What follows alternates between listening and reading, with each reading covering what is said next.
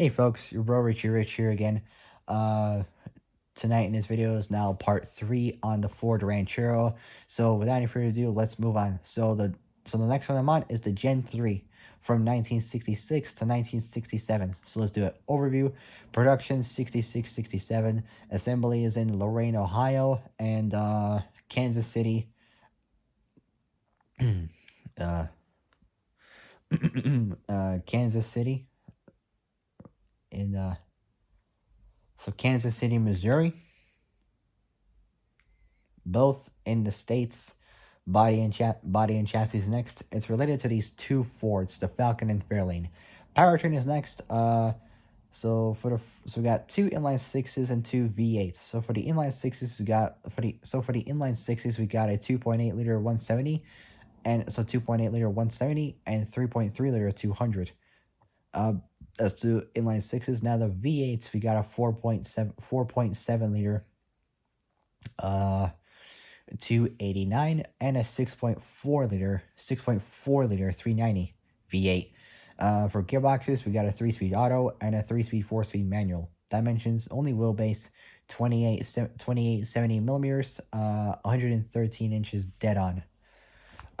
So moving on. So the 66 version's a 1-year model. So the 66 version's a 1-year model when both Falcon and Fairlane were redeveloped on the same basic platform. One which didn't include the sedan delivery, as 65 marked the final year sedan delivery production. Instead, the 66 Ranchero used Falcon front sheet metal trim and interior accents on a modified station wagon platform.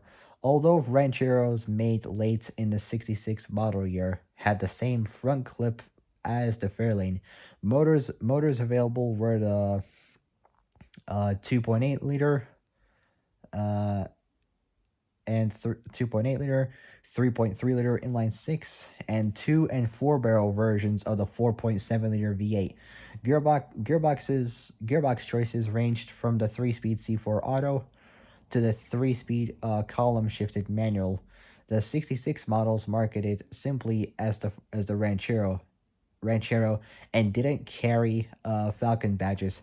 Seatbelts were standard. The 66 Ranchero, not 66, sorry, the 67 Ranchero, based on the post 66 Falcon and Fairlane chassis.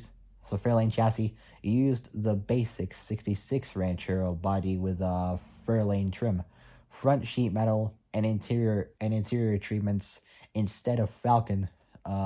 It was marketed as the Fairlane Ranchero. This was a well-received and unique one-year vehicle with clean straight lines, dual-stacked headlights, and plenty of power. The Ranchero had entered the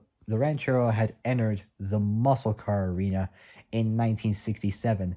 Motor options started with a 3.3 liter 200 inline six, which made a 3.3 liter 200 inline six, and went up to a 6.4 liter 390 FEV8, giving 315 horsepower. 315 horsepower.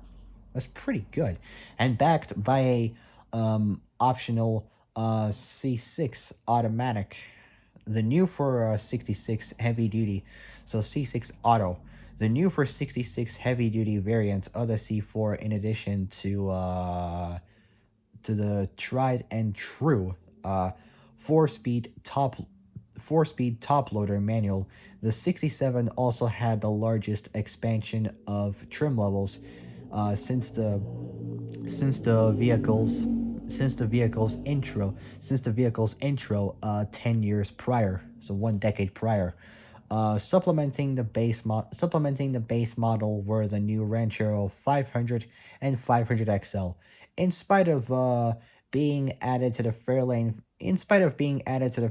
family for 67. So in spite of being added to the Fairlane family for 67, Ford's top performance options for the Fairlane, GT and GTA didn't apply to the Ranchero. So GT and GTA didn't apply, so they did not apply to the Ranchero, and it's a common misconception that they were available. What did apply to all American cars in 67 was the use of a dual circuit braking system with a dual chambered master cylinder.